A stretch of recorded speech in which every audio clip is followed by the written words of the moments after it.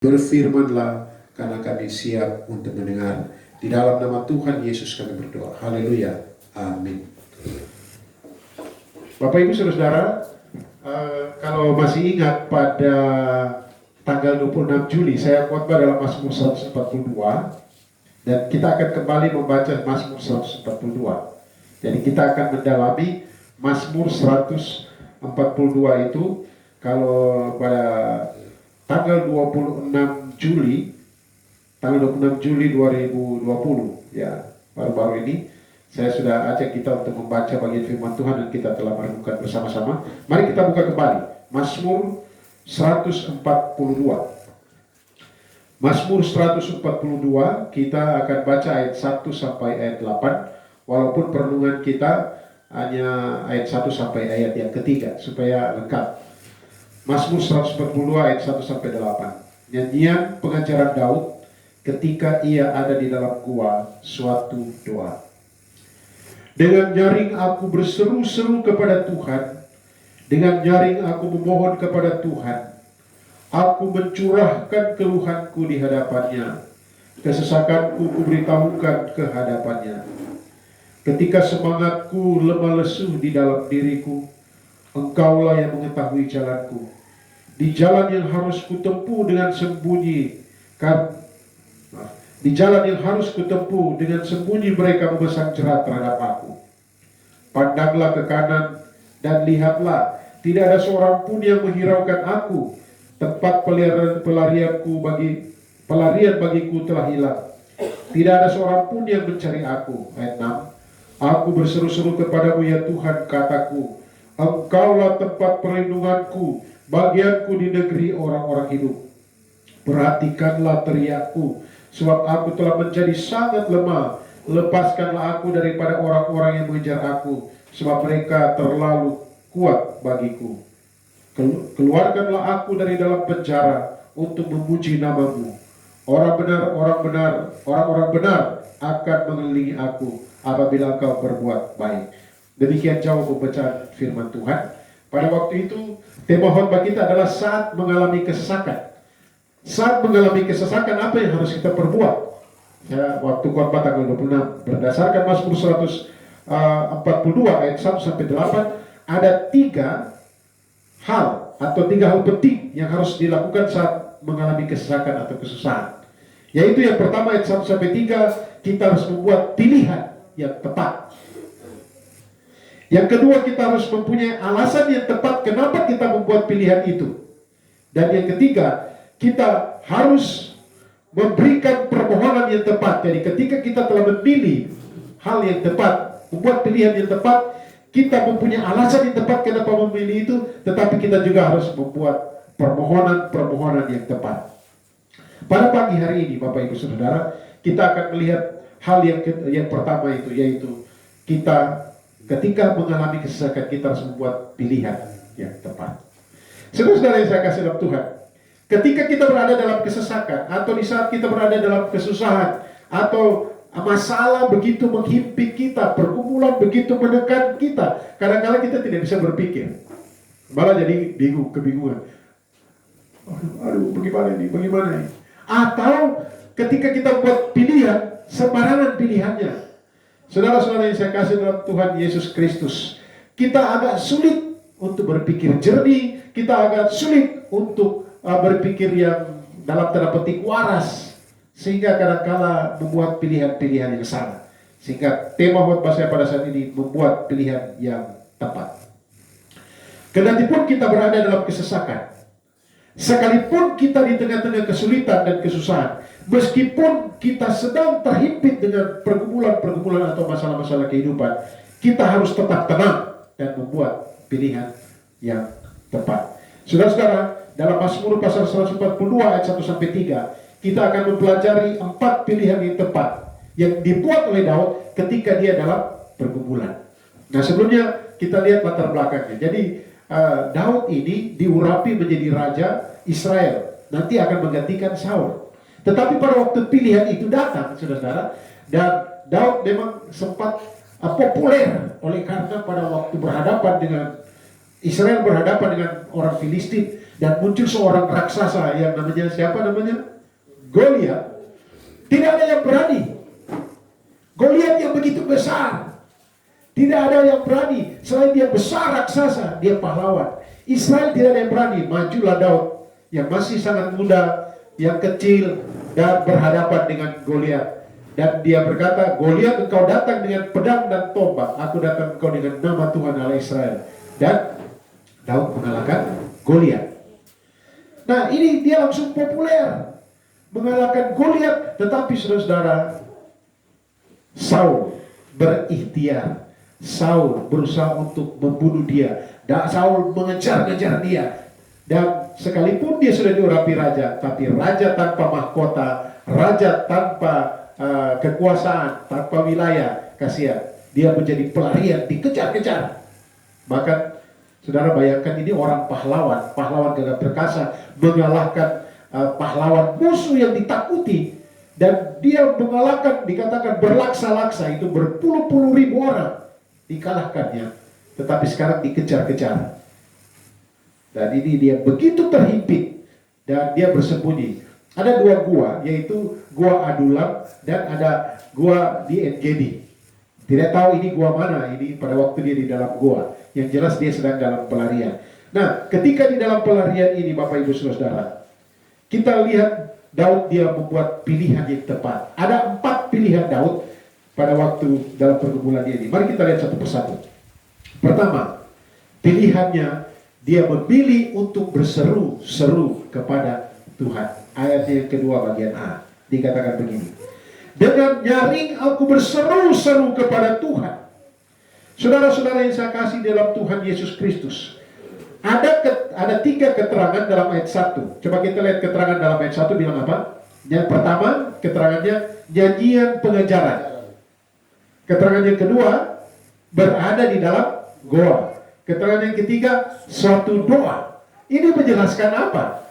Bapak Ibu Saudara, dia sedang dikejar-kejar, dia sedang bersembunyi, dan sekarang dalam keadaan seperti itu dia masih berpikir untuk mengajar, dan dia berpikir dia masih bisa untuk dikatakan di sini menaikkan suatu doa. Dia dalam persembunyian, tapi masih pikir membuat pengajaran. Dan saya membaca kisah Daud ini, dan saya lihat hampir setiap kali dia mau mengambil keputusan, dia selalu berdoa, apalagi berhubungan dengan masalah-masalah pelariannya ini. Jadi misalnya dia tanya begini, Tuhan, apakah aku bisa? Tuhan bilang, silakan pergi, aku akan menyerahkan bangsa ini kepadamu, di En-Gedi misalnya.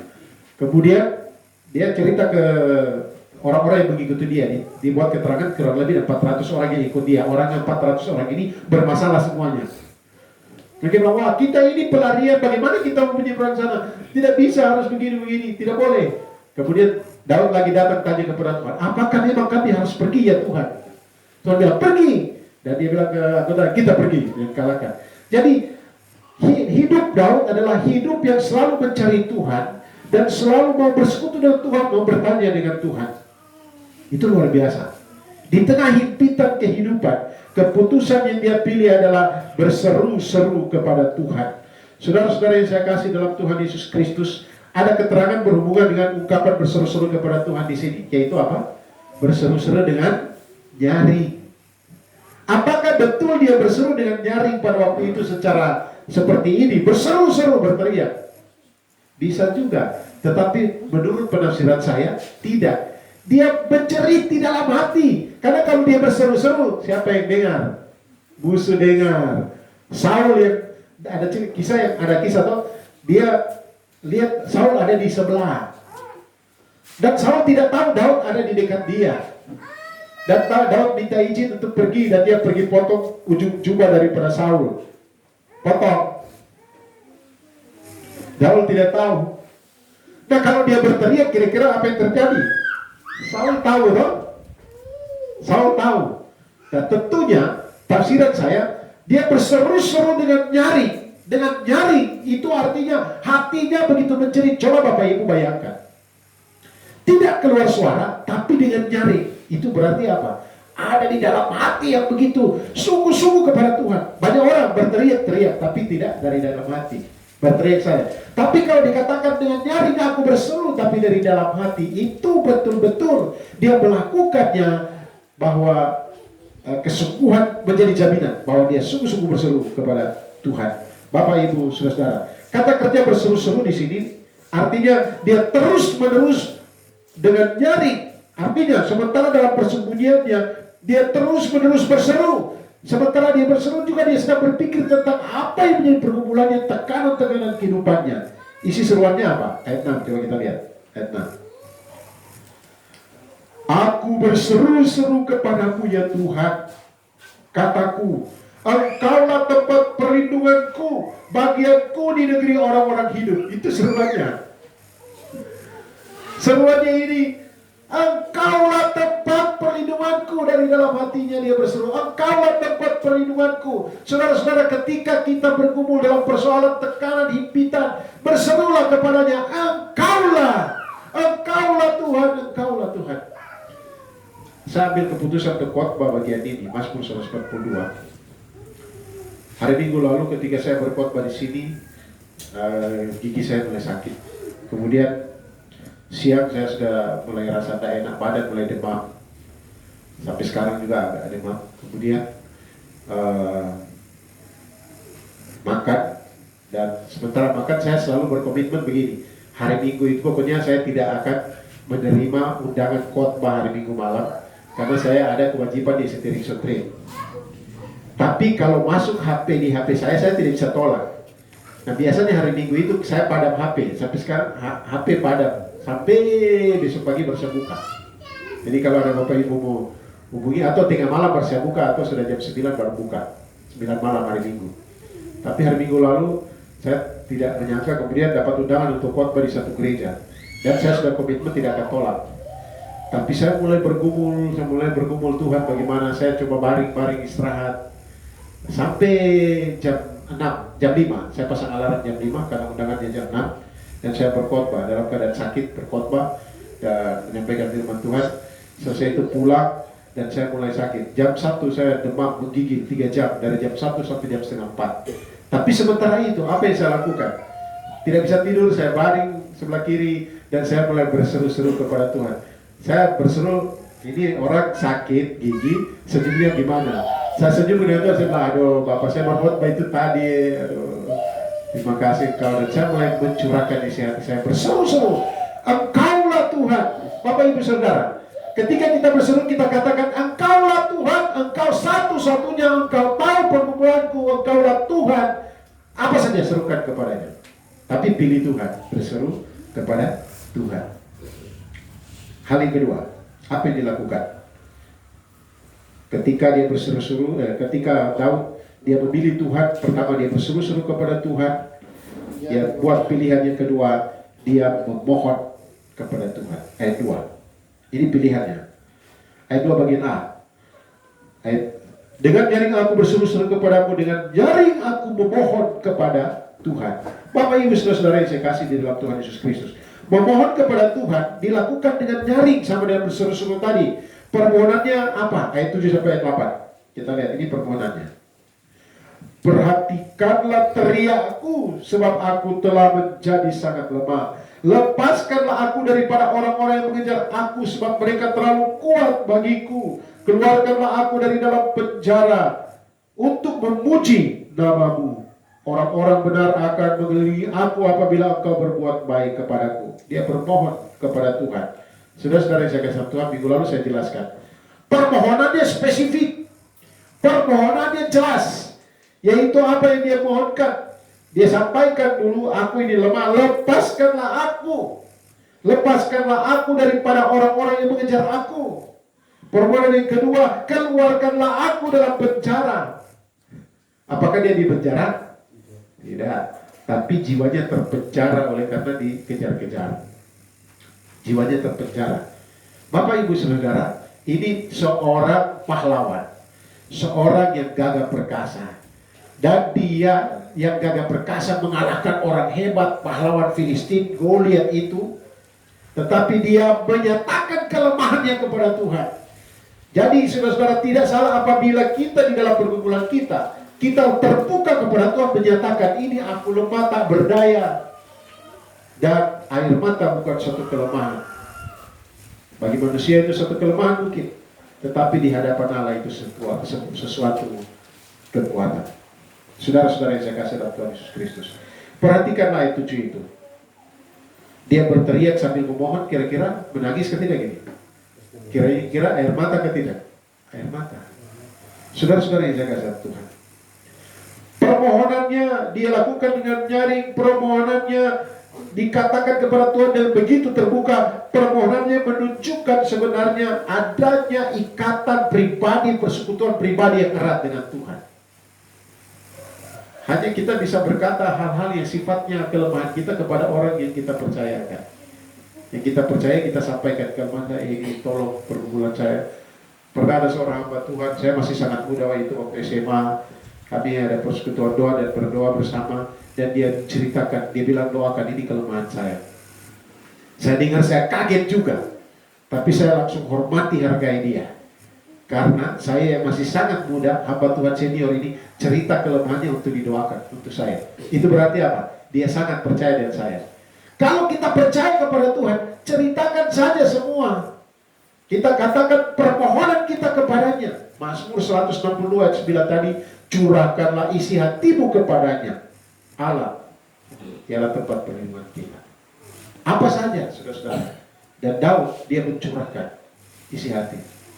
Apa yang menjadi pergumulan kita, yang mungkin kita malu orang tahu, curahkan saja kepada Tuhan. Apakah saya punya pergumulan yang malu orang tahu, termasuk istri saya tahu? Iya, ada. Saya curahkan kepada Tuhan. Saya berdoa kepada Tuhan. Atau kita tidak mau semua orang tahu, kita curahkan kepada Tuhan. Karena dia tahu. Dan sekarang kalau saya bertanya Bapak Ibu Saudara, apakah Allah tahu pergumulan daripada Daud? Tahu. Apakah Allah tahu bahwa Daud dia sedang dikejar-kejar? Tahu. Tapi kenapa seolah-olah Daud dia paksa, dia cengeng? Dengarkanlah permohonanku, Tuhan sudah tahu. Tapi di sini Daud ingin menunjukkan ini, atau firman Tuhan sedang membuktikan Daud punya hubungan yang erat dengan Tuhan. Ada orang bilang begini, Tuhan sudah tahu pergumulan doa kita, tidak usah doa panjang-panjang, tidak usah kasih. Ada yang bicara begitu. Jadi berdoa katanya begini saja, Tuhan engkau sudah tahu semua pergumulan saya. Amin. Pak. Ya bisa saja. Tapi Tuhan Yesus berkata dalam Matius pasal 11 ayat 28 sampai 30, marilah kepadaku semua yang letih lesu dan berbeban berat, aku akan berikan kelegaan. Pikulan. Artinya apa? Tuhan mau kita jujur, ini saya punya beban berat, datang. Apakah Tuhan tidak tahu kita punya pergumulan? Berat, dia tahu, tapi dia mau kita terbuka. Ini aku Tuhan. Hal yang ketiga, jadi yang pertama berseru-seru kepada Tuhan. Pilihan Daud ini, yang berseru-seru kepada Tuhan, memohon kepada Tuhan. Yang ketiga, mencurahkan keluhan kepada Tuhan. Memohonkan ini dibikin ini, tapi mencurahkan keluhan ini ayat 1 Samuel 1 ayat 15, kita lihat contohnya. 1 Samuel 1 ayat 15 ini ibu dari Samuel, namanya Hana. Coba kita lihat 1 Samuel, bisa lihat. Nah, Hana ini kan dia tidak punya anak. Kemudian dia bergumul dan dia menangis. 1 Samuel, dia menangis kepada Tuhan. Dia mencurahkan isi hatinya. Jadi dia dan Samuel sama-sama pergi ke Silo di Imam Eli. Kemudian Imam Eli lihat ini perempuan ini, komat kami sambil menangis, mungkin tidak tahu Hana dengan cara bagaimana sampai Imam Eli bilang, perempuan stop, kau mabuk, kau minum anggur kan? Dan Hana bilang, aku tidak mabuk. Ya, 1 Samuel pasal 1 ayat 15. Ayat 15. Dia bilang, aku tidak mabuk, tapi aku mencurahkan isi hati. Ayat 15, coba sama-sama baca, 1, 2, 3. Tetapi Hana menjawab, bukan tuanku, aku seorang perempuan yang sangat bersusah hati. Anggur ataupun minuman yang memabukkan tidak kuminum, melainkan aku mencurahkan isi hatiku di hadapan Tuhan. Mencurahkan isi hati di hadapan Tuhan. Bapak Ibu Saudara, Hana Pergumulannya apa? Berat sekali. Saingannya itu, aduh, kau tidak punya anak, mulai ganggu dia dan mulai menghina dia mungkin, dan dia datang mencurahkan. Jadi ada perempuan, jadi istri pertama hina dia dan hana dia, aduh, dia baku. Dia tidak baku bakalai, tapi dia datang kepada Tuhan dan mencurahkan isi hati kepada Tuhan. Kemudian Mazmur 60 ayat 9 tadi sudah, ratapan 2 ayat 19. Kita lihat ratapan pasal 2 ayat 19. Tetap mencurahkan isi hati. Ratapan itu di sebelah mana? Yeremia, Yesaya, Yeremia, ratapan 2 ayat 19. Bunyinya apa? Ada jemaat yang bisa baca? 16. Bangunlah, Mengeranglah pada malam hari, pada permulaan giliran jaga dengan malam, curahkan isi hatimu bagaikan air. Angkatlah tanganmu kepadanya demi hidup anak-anakmu yang jatuh pingsan karena lapar di ujung-ujung jalan. Nah, coba lihat kata-kata di sini. Bangunlah, mengeranglah pada malam hari. Memang Tuhan izinkan saya mengalami pergumulan-pergumulan dan malam hari saya mengerang. Tadi malam juga jam 3 saya terbangun mulai, tapi saya biasa beritahu ibu, jangan-jangan ibu dia, mana temanku ini. Jadi saya bilang, Ma, mau keluar ini karena saya tidak enak badan. Jam 3 kurang saya keluar, duduk-duduk di luar dan sambil berdoa, sambil mengerang kepada Tuhan. Tapi saya cari, mungkin mahkah atau apakah, tapi gigi mulai rasa sakit. Tidak apa-apa, kita mengerang kepada Tuhan. Mengerang itu, kemudian apa lagi? Curahkanlah isi hatimu, apa? Bagaimana cara curahkan isi hatimu? Bagaikan air di hadapan Tuhan. Ini air, curahkan semua. Jangan pelan-pelan saja, curahkan itu. Tetes sedikit, tarik, tetes sedikit. Tapi apa saja curahkan kepada Tuhan. Ya, mungkin kita yang laki-laki bilang, itu orang-orang cengeng saja, tidak apa-apa. Jadi cengeng di hadapan Tuhan tidak apa-apa. Di depan orang lain kita tidak boleh cengeng. Nanti semua orang kalau kita cengeng-cengeng, nanti yang laki-laki cengeng, kepala keluarga cengeng, nanti istri bilang, waduh, ini kalau saya berusaha tegar, tapi kalau tidak, ibu tidak ada, sama dengan Musa Musa datang. Israel, bangsa Mesir sudah di belakang. Di depan ada laut Teberau. Musa datang, jangan kamu takut. Orang Mesir yang kamu lihat hari ini, besok kamu tidak lihat lagi. Hebat ya? Tapi dia pergi ke kemah, apa yang dia lakukan? Dia menangis di kemah. Tuhan bilang, Musa, bangunlah. Mengapa engkau berseru-seru kepadaku? Sekarang saatnya, berangkat. Dan apa? Curahkan isi hati.